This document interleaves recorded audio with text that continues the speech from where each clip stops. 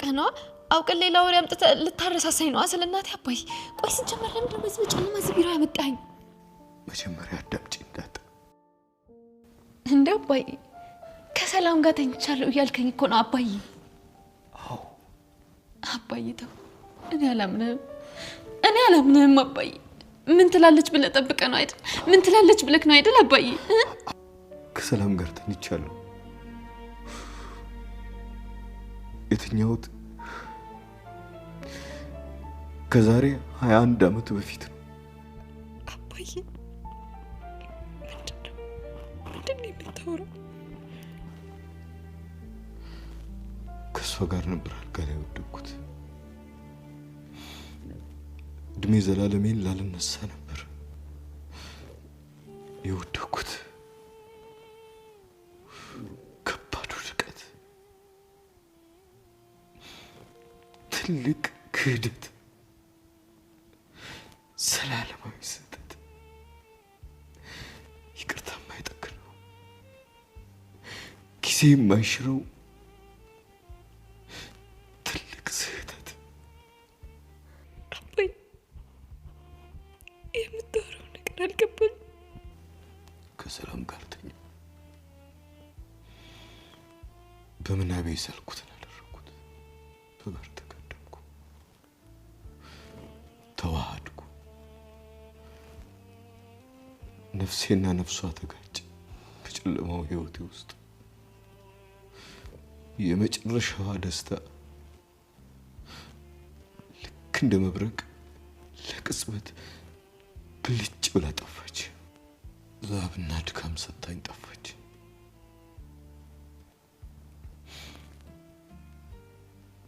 ላቤ እንደ ውሃ ነበር ከሰውነቴ ላይ የፈሰሰው ለካ የፈሰሰው እንባዬ ኖሯል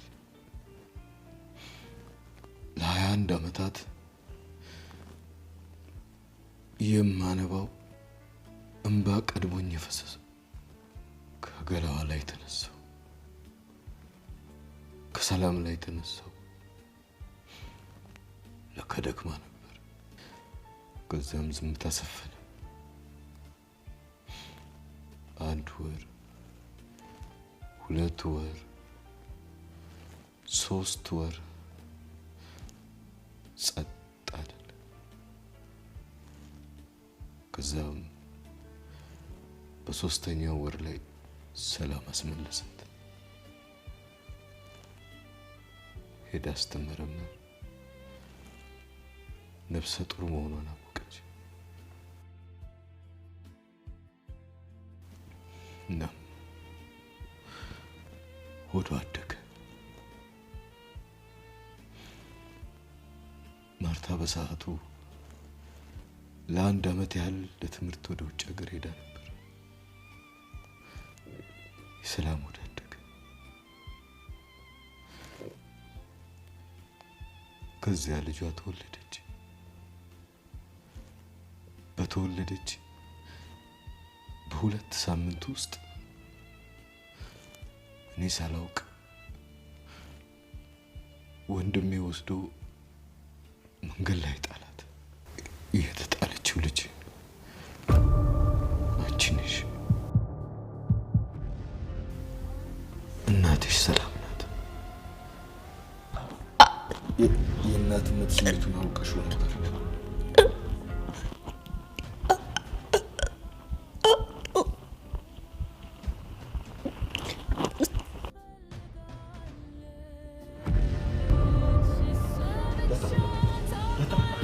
ዳታ ነግሬሽ ነበር እኮ ዳታ እንደማትችይው ነግሬሽ ነበር እኮ ተረጋጊ ብዬሽ ነበር እኮ ዳታ ዳታ ዳታ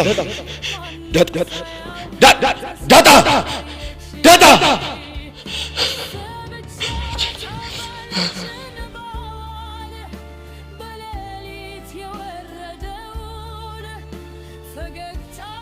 አይኖችህን ጨፍን ለጥቂት ጊዜ በጥልቀት ወደ ውጭና ወደ ውስጥ ተንፍስ ወደ ሆድህ አካባቢ ስትተነፍስ ይሰማ በእያንዳንዱ ወደ ውስጥና ወደ ውጭ የሚደረግ ትንፋሽ አማካኝነት ሆድህ ሲሰፋና ሲኮማተር አስተውል ቀጥለህም የመላ አካልህን የጉልበት ስፍራ ልብ በል።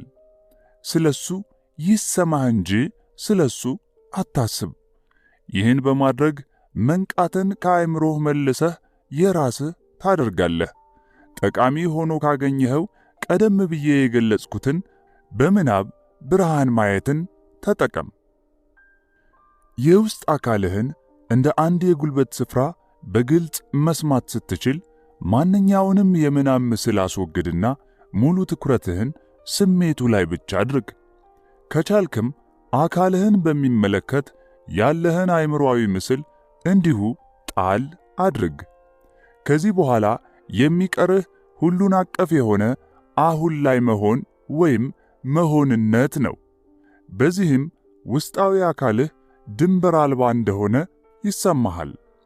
በመቀጠልም ትኩረትህን በተሻለ ጥልቀት ወደ ስሜቱ አስጠጋ፣ ከሱም ጋር ተዋሃድ። ከጉልበት ስፍራው ጋር ስትዋሃድ በሚያስተውለውና በሚስተዋለው ባንተና በአካልህ መካከል እንዳለ ተደርጎ የሚወሰደው ሁለትነት ተመልሶ አይመጣም። አለ የሚባለው የውስጥና የውጭ ልዩነትም ይሟሟና ውስጣዊ አካል የሚባል ነገር መኖሩ ያቆማል። ይህን በአግባቡ ከተለማመድክ ወደ ገላህ ጠልቀህ በመግባት አካልን አልፈህ ሄደሃል ወይም ከአካል በላይ ሆነሃል። ምቾት እስከሰጠህ ድረስ በዚህ የጠራ የመሆን ይዞታ ውስጥ ቆይና ገላህን እንደገና አስተውል። ትንፋሽህን፣ አካላዊ ስሜቶችህን አንዴ በምናብህ በመዳሰስ ልብ በልና አይኖችህን ግለጥ። አካባቢ ያሉትን ሁኔታዎች፣ ሰዎች፣ ነገሮች ለተወሰኑ ደቂቃዎች በተመስጦ ተመልከታቸው። ማለትም በአእምሮህ ሳትሰይማቸው። በዚህ ውስጥ እያለህ ውስጣዊ አካልህን ማስተዋሉን ቀጥል። ወደ ቁስ አልባው ስፍራ መግባት በእውነት ነፃ መውጣት ነው። ከቁስ እስረኝነት ራስን ከነገር ጋር አንድ ከማድረግ ነፃ ያወጣሃል።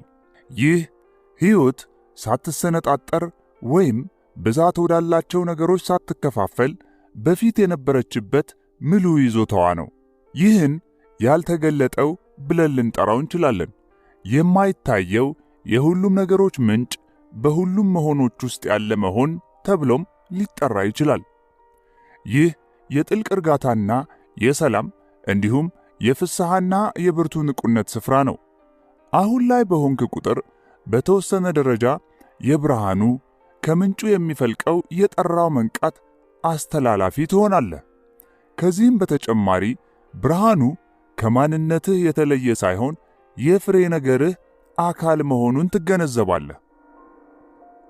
የቺ ምንጭ ይህ ያልተገለጠ ወይም ስውሩና ሁሉ ዘንድ ያለ የሕይወት ጉልበት በምስራቁ ዓለም ቺ ተብሎ የሚጠራው ይሆን? አይደለም። ያልተገለጠው የቺ ምንጭ ነው። ቺ የውስጥ አካልህ የጉልበት ስፍራ ነው። በውጫዊው አንተና በምንጩ መካከል ያለ ድልድይ ነው። በተገለጠው ማለትም በገሃዱ ዓለምና ባልተገለጠው በእኩል መሃል የሚገኝ ነው። ቺን ከወንዝ ወይም ከጉልበት ፍሰት ጋር ማመሳሰል ይቻላል። የመንቃትህን ትኩረት ወደ ውስጣዊ አካልህ በጥልቀት ከወሰድክ ይህን ወንዝ በመከተል ወደ ምንጩ እየተጓዝክ ነው። ቺ እንቅስቃሴ ነው። ያልተገለጠው እርጋታ ነው። በሕይወት የተሞላ ግን ፍጹም እርጋታ ላይ ስትደርስ ከውስጣዊ አካልና ከቺ በላይ በመሄድ ወደ ምንጩ ደርሰሃል፣ ወደ ያልተገለጠው። ቺ ያልተገለጠውንና የነገር ወይም የቁስ ዓለምን የሚያያይዝ ድልድይ ነው። ስለዚህ ትኩረትህን በጥልቀት ወደ ውስጣዊ አካልህ ከወሰድክ የነገር ዓለም ወደ ያልተገለጠው የሚሟሟበትና ያልተገለጠው ደግሞ የቺን የጉልበት ፍሰት በመላበስ ዓለም ወደ የሚሆንበት የነጠላነት ቦታ ላይ ትደርሳለህ። ይህ የውልደትና የሞት ቦታ ነው። መንቃትህ ወደ ውጭ ሲያመራ አእምሮና ዓለም ይፈጠራሉ። ወደ ውስጥ ሲያመራ የራሱን ምንጭ እውን በማድረግ ወደ ቤቱ ወደ ያልተገለጠው ይመለሳል። ቀጥሎ መንቃትህ ወደ የተገለጠው ዓለም ሲመለስ ቀደም ብለህ የተውከውን የነገር ማንነትህን ገላህን ትላበሳለህ። ብሎም ስም፣ ያለፈ፣ የወደፊት የኑሮ ሁኔታ ይኖሩሃል። በአንድ ጠቃሚ ጉዳይ ላይ ግን ካለፈው አንተ ጋር አንድ አይደለህም። የዚህ ዓለም ያልሆነ ግን በውስጥህ ያለን እውነታ በጨረፍታ አይተሃል።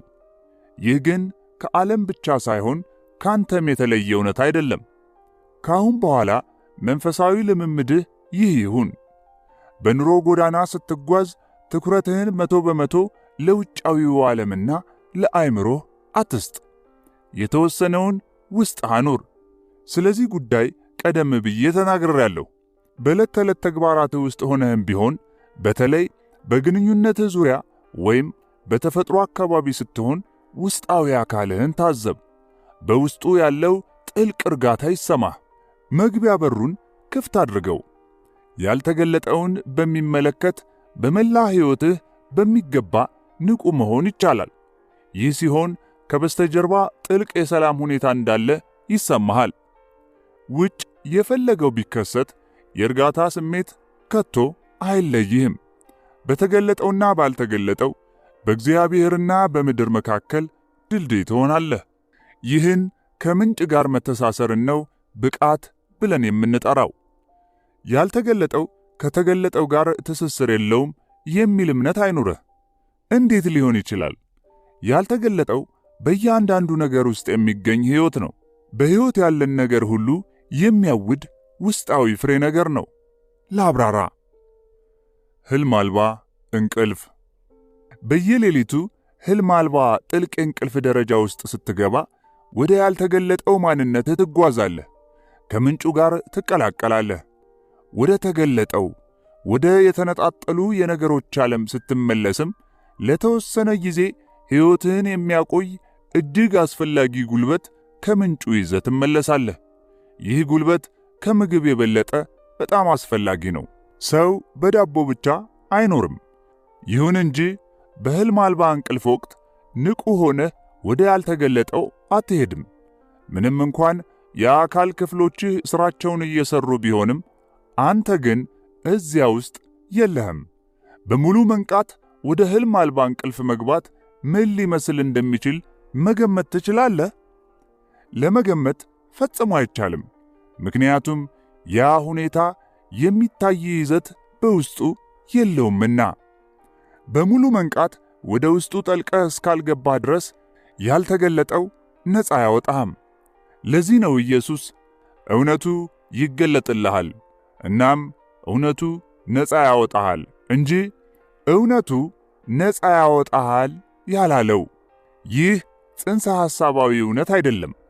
በቀጥታ የሚታወቅ ወይም ጭራሽኑ ሊታወቅ የማይችል ከነገር በላይ የሆነ የዘላለማዊ ሕይወት እውነታ ነው።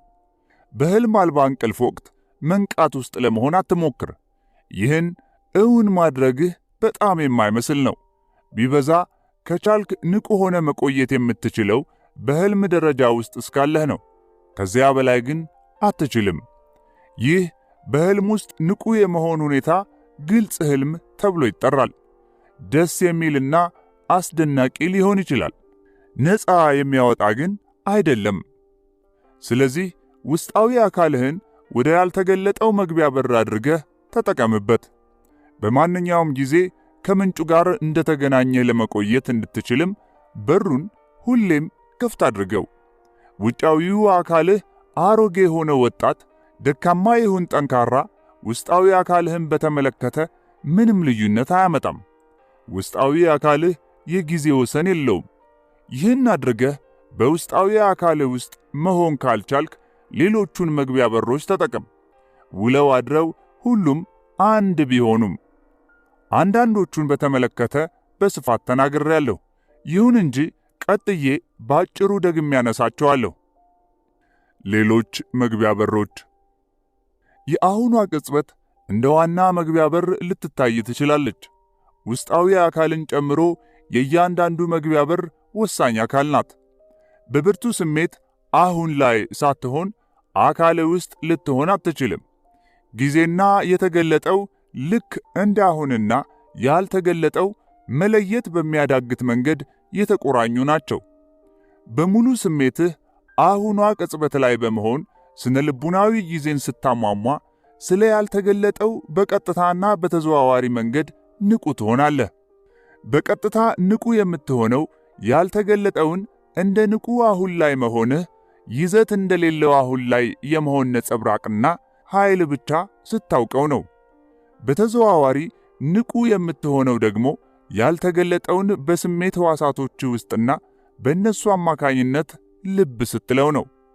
በሌላ አገላለጽ ስላልተገለጠው ንቁ የምትሆነው በማንኛውም ፍጡር፣ በእያንዳንዱ አበባ ውስጥ፣ በእያንዳንዱ ድንጋይ ስር የእግዚአብሔርን ፍሬ ነገር ስታውቅና ብለህም ያለ ሁሉ ቅዱስ ነው በማለት ስትገነዘብ ነው።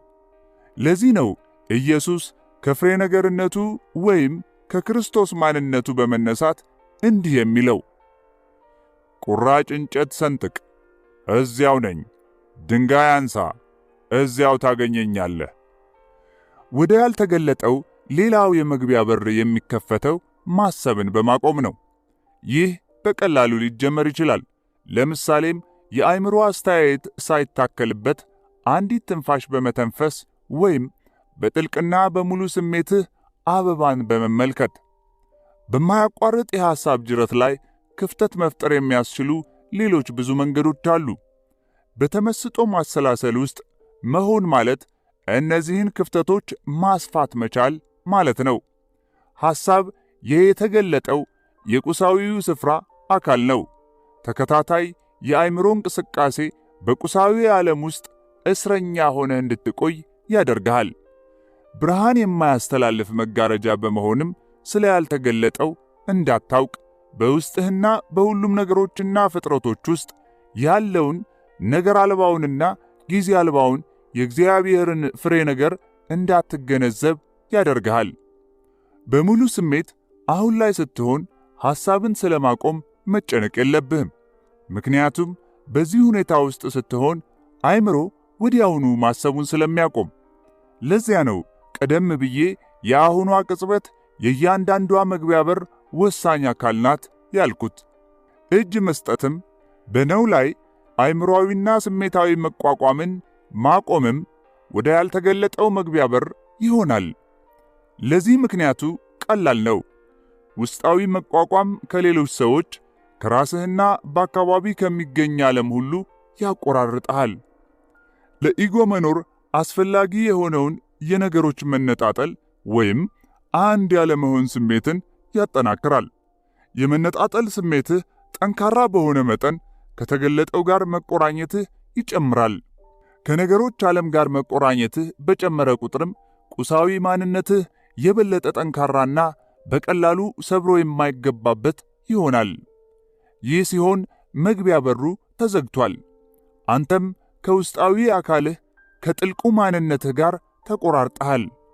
እጅ በመስጠት ሁኔታ ውስጥ ስትሆን ግን ቁሳዊ ማንነትህ ለስለስ ሲልና ያልተገለጠው በአንተ በኩል እንዲያበራ በማድረግ ብርሃን አስተላላፊ ይሆናል። ካልተገለጠው ጋር በንቃት ላይ የተመሰረተ ግንኙነት እንዲኖርህ የሚያደርግ መግቢያ በር መክፈት ያንተ ጉዳይ ነው። ከውስጣዊ አካልህ የጉልበት ስፍራ ጋር ተገናኝ። በሙሉ ስሜትህ አሁን ላይ ሁን። ራስህን ከአእምሮህ ጋር አታዋሃድ። ለነው እጅህን ስጥ። እነዚህ ሁሉ ልትጠቀምባቸው የምትችል መግቢያ በሮች ናቸው። ይሁን እንጂ አንዱን ብቻ መጠቀም ይበቃሃል። በእርግጥ ፍቅርም ከነዚህ መግቢያ በሮች አንዱ መሆን አለበት? አይደለም። ከመግቢያ በሮች አንዱ እንደተከፈተ ወዲያውኑ ፍቅር እንደ የንቃት ስሜት አንድነት አንተ ውስጥ ይኖራል። ፍቅር የመግቢያ በር አይደለም። በመግቢያ በር በኩል ወደ ዓለም የሚመጣ ነው። ሙሉ በሙሉ የቁሳዊ ማንነት እስረኛ እስከሆንክ ድረስ ፍቅር ሊኖር አይችልም። ያንተ ሥራ ፍቅርን መፈለግ ሳይሆን ፍቅርን ሊያስገባ የሚችል መግቢያ በር መፈለግና መክፈት ነው። ዝምታ። ቀደም ሲል ከገለጽካቸው ሌሎች ተጨማሪ መግቢያ በሮች ይኖሩ ይሆን? አዎ አሉ። ያልተገለጠው ከተገለጠው ተለይቶ አይገኝም። በመላው ፍጥረተ ዓለም ሰፍኗል። ይሁን እንጂ በደንብ ከመደበቁ የተነሳ ሁሉም ሰው ሙሉ በሙሉ ሊባል በሚቻል መልኩ ይስተዋል። የት መፈለግ እንዳለብህ ካወቅክ ግን የትም ታገኘዋለህ። መግቢያ በር በእያንዳንዷ ቅጽበት ሁሌም እንደተከፈተ ነው። ከሩቅ የሚጮህ የዚያ ውሻ ድምፅ ይሰማሃል? ወይም የምታልፈው መኪና ድምፅ? በደንብ አዳምጥ። በዚያ ውስጥ ያልተገለጠው መኖር መሰማት ተችሎሃል? አልተቻለህም? ድምፆቹ በሚፈልቁበትና ተመልሰው በሚገቡበት ዝምታ ውስጥ ፈልገው። ከድምፆቹ ይልቅ በዝምታው ላይ ብዙ አተኩር። ውጫዊ ዝምታ ላይ ማተኮር ውስጣዊ ዝምታን ይፈጥራል። አእምሮ ይረጋጋል። መግቢያ በር እየተከፈተ ነው። እያንዳንዷ ድምፅ ከዝምታ ትወለዳለች። ዝምታ ውስጥ ተመልሳ ትሞታለች። በሕይወት ቆይታዋ ወቅትም በዝምታ ትከበባለች። ዝምታ ድምጿ እንድትሆን ያስችላታል። ዝምታ የእያንዳንዷ ድምፅ፣ የእያንዳንዷ የሙዚቃ ኖታ፣ የእያንዳንዱ ዘፈን፣ የእያንዳንዱ ቃል የማይለይ ግን ያልተገለጠው አካል ነው። በዚህ ዓለም ውስጥ ያልተገለጠው በዝምታ መልክ ይገኛል። ለዚህ ነው በዚህ ዓለም ውስጥ እንደ ዝምታ እግዚአብሔርን የሚመስል ምንም ነገር የለም የሚባለው። ማድረግ ያለብህ ነገር ቢኖር ትኩረትህን እሱ ላይ ማሳረፍ ብቻ ነው። በንግግር ወቅት ሳይቀር በቃላት መካከል ያሉትን ክፍተቶች፣ በአረፍተ ነገሮች መካከል ያሉትን አጭር የዝምታ ረፍቶች ልብ በል። ይህን ስታደርግ የውስጥህ የእርጋታ መጠን ከፍ ይላል። በውስጥህ የእርጋታ ስሜት ከሌለ ለውጫዊ ዝምታ ትኩረት መስጠት አትችልም። ዝምታ ከውጭ፣ እርጋታ ከውስጥ። ወደ ያልተገለጠው ገብተሃል። ስፍራ። ድምፅ ያለ ዝምታ መኖር እንደማይችል ሁሉ ምንም ነገር ያለ ባዶ ነገር ሊሆን ከሚያስችለው ባዶ ስፍራ ወይም ቦታ ውጭ ሊኖር አይችልም። ማንኛውም አካላዊና ቁሳዊ ነገር የመነጨው ከምንም፣ የተከበበው በምንም፣ እንዲሁም ብሎ የሚመለሰው ወደ ምንም ነው። ይህ ብቻም አይደለም። በማንኛውም አካል ወይም ቁስ ውስጥ ከአንድ ነገር ይልቅ ብዛት ያለው ባዶ ነገር ነው ያለው። ፊዚስቶች የነገር ጠጣርነት ብዥታ ነው፣ እውነት አይደለም ይሉናል። በውጭ ሲታይ ጠጣር የሚመስል ነገር ገላህን ጨምሮ ሙሉ በሙሉ ማለት በሚቻል መልኩ ባዶ ቦታ ነው። ከመጠናቸው ጋር ሲነጻጸር በአተሞች መካከል ያለው ርቀት በጣም ሰፊ ነው። ከዚህ በተጨማሪ በእያንዳንዱ አተም ውስጥ በብዛት የሚገኘው ባዶ ቦታ ነው።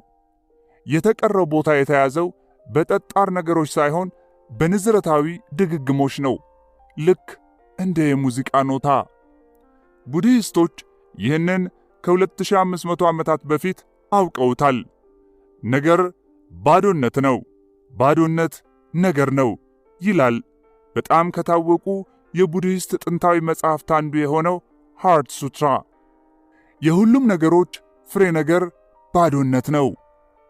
ያልተገለጠው በዚህ ዓለም ውስጥ የሚገኘው እንደ ዝምታ ብቻ አይደለም፣ እንደ ቦታም መላውን ነገራዊ ወይም ገሃዳዊ ዓለም ሞልቶታል፣ ከውስጥም ከውጭም። ቦታ እንደ ዝምታ በቀላሉ አይታይም ወይም አይሰማም ወይም ልብ አይባልም። ሁሉም ሰው በቦታ ውስጥ ባሉት ነገሮች ላይ ያተኩራል። ለቦታ ለራሱ ግን ማን ትኩረት ይሰጣል? ባዶነት ወይም ምንም ነገር አይደለም። ልዩ እንግዳ የሆነ ነገር አለው ለማለት የፈለክ ይመስላል። ይህ ምንም ምንድን ነው? እንዲህ አይነት ጥያቄ ማንሳት አትችልም። አእምሮህ ምንምን ወደ አንድ ነገርነት ሊያመጣ እየሞከረ ነው። ይህን የተሳካ ቅጽበት ማለትም እንደ አንድ ነገር የቆጠርከውን ጊዜ ስተኸዋል።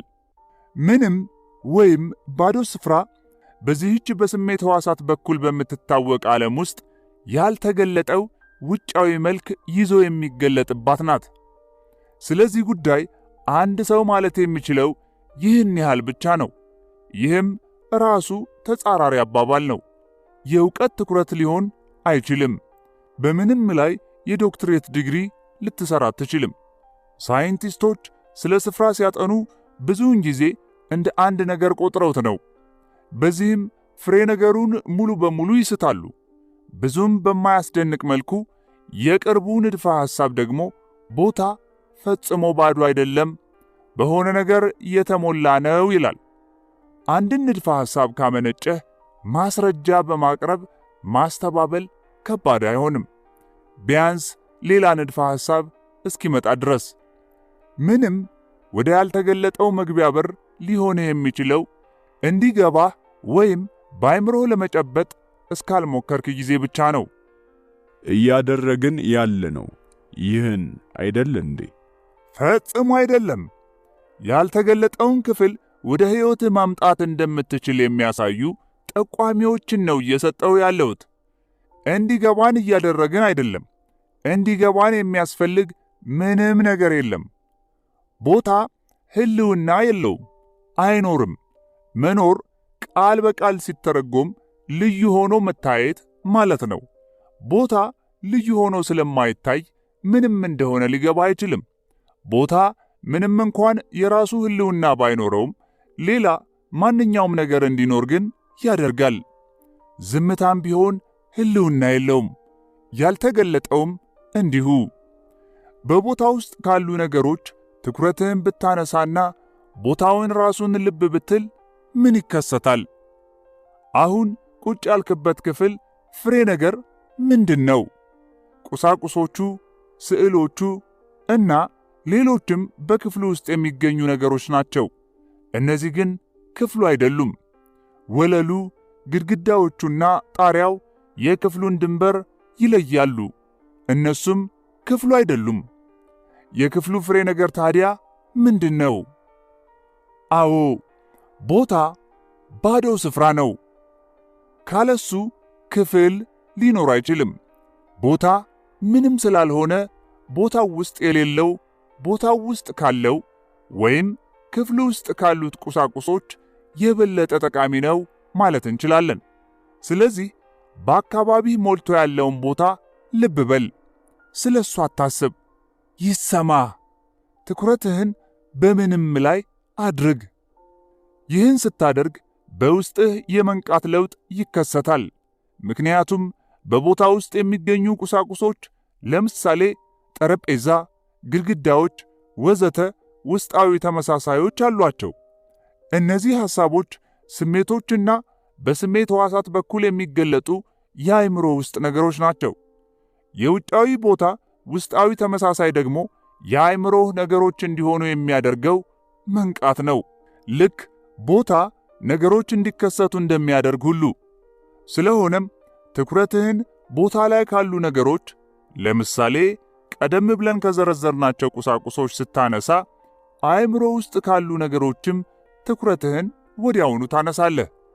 በሌላ አገላለጽ ስለ ቦታ ባንዴ ማሰብና ልብ ማለት አትችልም። ስለ ዝምታም እንዲሁ። በአካባቢህ ያለውን ባዶ ቦታ ልብ ስትል በተመሳሳይ ጊዜ የአእምሮ አልባ ቦታን፣ የጠራ መንቃትን፣ ያልተገለጠውን ልብ ትላለህ። በዚህ መንገድ ነው ስለ ቦታ በተመስጦ ማሰላሰል የመግቢያ በር ሊሆንህ የሚችለው። ቦታና ዝምታ የአንድ ነገር ሁለት ገጽታዎች ናቸው። የምንም ነገር የውስጣዊ ቦታና የውስጣዊ ዝምታ ማለትም የእርጋታ ውጫዊ ማሳያዎች ናቸው። የሚኖረው ነገር ሁሉ ፈጣሪ፣ ማለቂያ የሌለው ማኅፀን፣ ይህ እርጋታ ነው።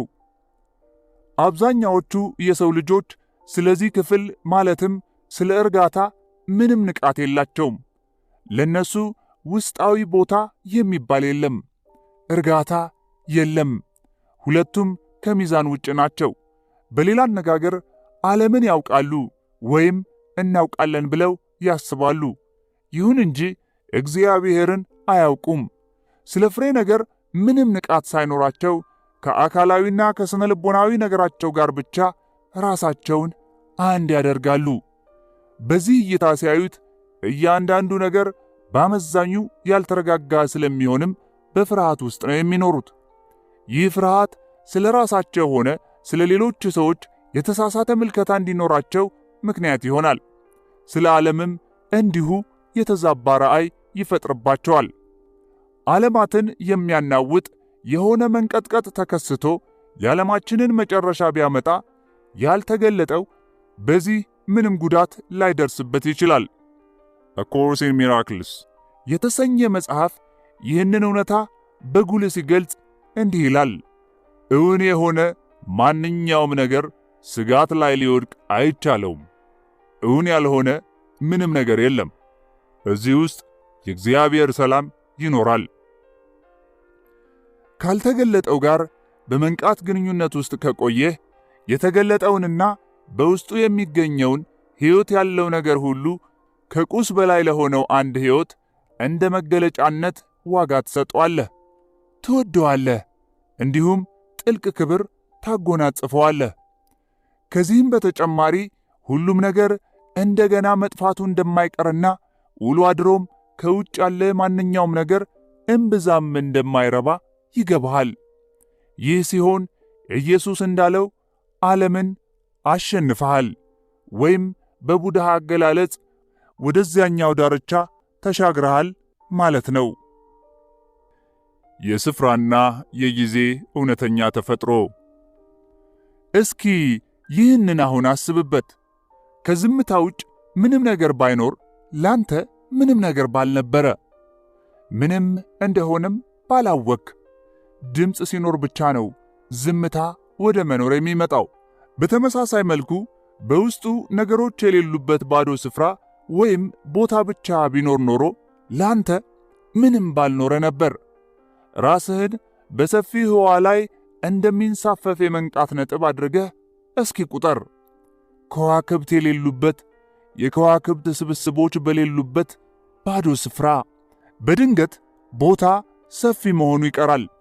እንዲሁም ቦታ የሚባል ነገር አይኖርም፣ ፍጥነትም አይኖርም፣ እንቅስቃሴም የለም። ርቀትና ቦታ አንድ ላይ እንዲኖሩ ቢያንስ ሁለት ጠቋሚ ነጥቦች መኖር አለባቸው። ቦታ ወደ መሆን የሚመጣው አንዱ ሁለት የሆነ ቅጽበት ነው። ሁለቱ ደግሞ ላኦዙ ዳኦ ደጅንግ በተባለው መጽሐፉ የተገለጠውን ዓለም የሚገልጽበት 10,000 ነገሮች ሲሆኑ ቦታ የበለጠ ሰፊ ይሆናል። ስለዚህ ዓለምና ቦታ አንድ ላይ ይከሰታሉ። ያለ ቦታ ምንም ሊሆን አይችልም። ይሁን እንጂ ቦታ በራሱ ምንም አይደለም። ዩኒቨርስ ወደ መሆን ከመምጣቱ በፊት ወይም ከትልቁ ፍንዳታ በፊት በነገሮች እስኪሞላ የሚጠብቅ ሰፊ ባዶ ቦታ አልነበረም። ቦታ አልነበረም፣ ምንም ነገር እንዳልነበረ ሁሉ። ያልተገለጠው ብቸኛውና አንዱ ብቻ ነበር። አንዱ 10,000 ነገሮች ሲሆን በድንገት ቦታ ያለ መሰለ፣ ብዙዎቹን እሱ ውስጥ እንዲሆኑ ያደረገ። ቦታው ታዲያ ከየት መጣ? ፍጥረተ ዓለምን እንዲሞላ በእግዚአብሔር ተፈጠረ? ቦታ ባዶ ነገር ነው፣ ስለሆነም አልተፈጠረም። እስኪ ጥርት ባለ ሌሊት ወደ ውጭ ውጣና ሰማይን ተመልከት። በባዶ ዓይንህ የምታያቸው በሺዎች የሚቆጠሩ ከዋክብት ህዋ ውስጥ ካሉት ዓለማት በጣም ሲበዛ ቅንጣት የሚያህሉት ብቻ ናቸው። 1,000 ሚሊዮን የከዋክብት ስብስቦች ከፍተኛ ኃይል ባላቸው ቴሌስኮፖች ተለይተው ታውቀዋል። እያንዳንዱ የዩኒቨርስ ደሴት ስብስብ በውስጡ በሺህ ሚሊዮን የሚቆጠሩ ከዋክብት አሉት። ሆኖም በጣም አስደናቂው የቦታው ማለቂያ አልባነት ነው። ሁሉንም ድንቅ ነገሮች እንዲሆኑ ያደረገው ያ ጥልቀትና እርጋታ ነው። ማመን ከሚያዳግተው ከዚህ የቦታ ስፋትና እርጋታ የበለጠ ግርማ ሞገስ ያለው ነገር ፈጽሞ ሊኖር አይችልም። ይህ ታዲያ ምንድን ነው? ባዶነት፣ ሰፊ ባዶነት ነው። በዩኒቨርስ ውስጥ እንደ ቦታ ሆኖ በአእምሮአችንና በስሜት ሕዋሳት በኩል የምንመለከተው ያልተገለጠውን ራሱን ነው፣ የውጭ ገጽታ ይዞ። የእግዚአብሔር አካል ነው። ትልቁ ተአምርም ይህ ነው። ያ ዩኒቨርስን እንዲሆን የሚያደርገው እርጋታና ሰፊነት በቦታ ውስጥ ብቻ አይደለም ያለው፣ አንተም ውስጥ አለ። በፍጽምና ሙሉ በሙሉ አሁን ላይ ስትሆን አእምሮ አልባነት የረጋ ውስጣዊ ቦታ ሆኖ ታገኘዋለህ። ውስጥህ በጥልቀት እንጂ ወደ ጎን ተለጥጦ አይገኝም። የቦታ ወደ ጎን መስፋት ብዥታ የሚመነጨው የመንፈሳዊ እውነታ መገለጫ የሆነውን ማለቂያ የሌለው ጥልቀት ካለመረዳት ነው። እንደ የአይንስታይን አባባል ከሆነ ቦታና ጊዜ የተለያዩ አይደሉም። እውነት ለመናገር አይገባኝም። ሆኖም ግን ጊዜ የቦታ አራተኛው ክፍል ነው እያለ ይመስለኛል። የጊዜ ቦታ ተከታታይነት ብሎም ይጠራዋል። አዎ፣ እነዚህ በውጭ እንደ ቦታና ጊዜ የምትገነዘባቸው ውለው አድረው ብዥታ ናቸው። ይሁን እንጂ የእውነትነት ፍሬ ነገርም አላቸው። ሁለት ጠቃሚ የእግዚአብሔር መገለጫዎች ናቸው። ካንተ ውጭ መኖር እንደሚችሉ አድርገህ የምትገነዘባቸው ወሰን አልባና ዘላለማዊ። በውስጥህ ቦታና ጊዜ ትክክለኛ ተፈጥሯቸውን ያንተንም ጭምር የሚያሳይ ውስጣዊ አምሳያ አላቸው።